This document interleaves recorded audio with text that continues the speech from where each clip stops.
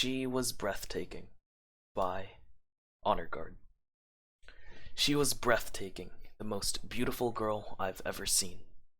She had hair of fire and eyes of water.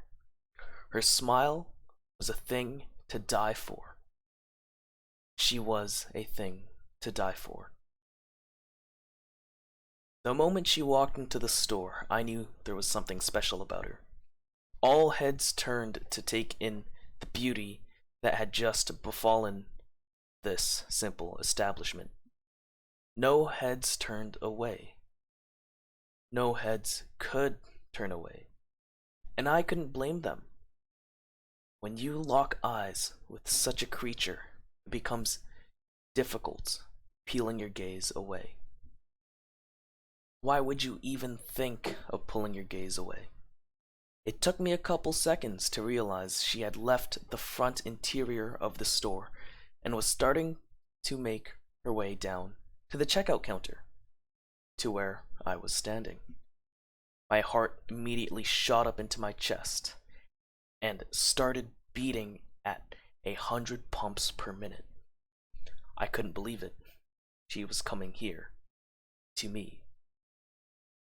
I could only do so little to keep myself from collapsing then and there. My breath grew rugged, and my head suddenly felt light and empty. My vision began to blur. Wait, something was wrong. Something was very wrong. I managed to snatch my gaze for a second before staggering back and placing a hand on my chest. My breathing had relaxed, but my heart was still firing at 100 beats per minute. Maybe even 200. I tried regulating it by taking deep breaths, but it wasn't working. Nothing was. It was in that state of trying to regain composure when I heard the first body drop. It was a loud crash, as if someone had toppled over a tower of soda cans. A quick glance over to the direction of the noise proved my statement. There was a man sprawled onto the floor, writhing and kicking empty soda cans as both his hands grasped at his throat, fighting desperately to fill his lungs. Another woman stopped short of the entrance, placed a hand on her chest, and dropped. Another man, who had just stepped out of the bathroom, soon joined in, gasping,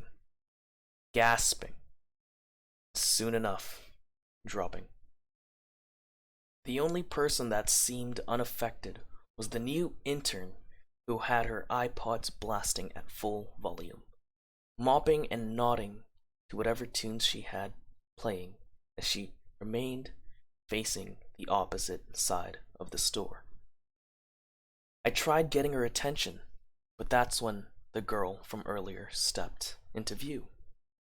In the midst of the chaos looming around us, I must have momentarily forgotten about her coming.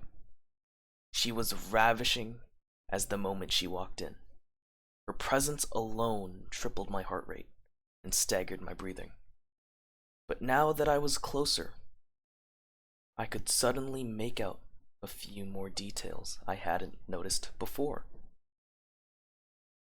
Her pupils were black pinpricks in a giant sea of blue cornea.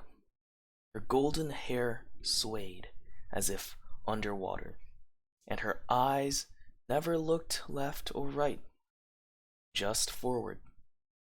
And when our gaze met, this time, I was unable to pull away. My lungs burnt at the absence of oxygen. My vision grew darker with every passing second, and my heart threatened to burst out of my chest at any moment.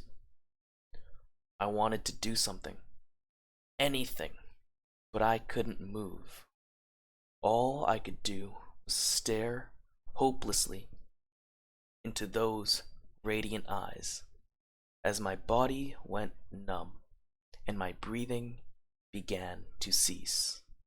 Then a scream erupted from across the room, and A once mopping intern was now standing over an unmoving body by the soda cans.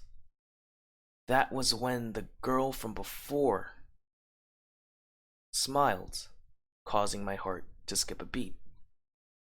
And another, and another, until all I saw was black.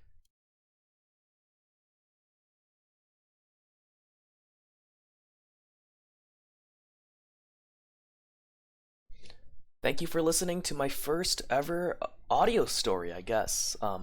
I'm trying something new here, aside from my normal weird stuff, but yeah. If you liked what you heard, leave a like and subscribe, and I'll keep posting more. Thank you.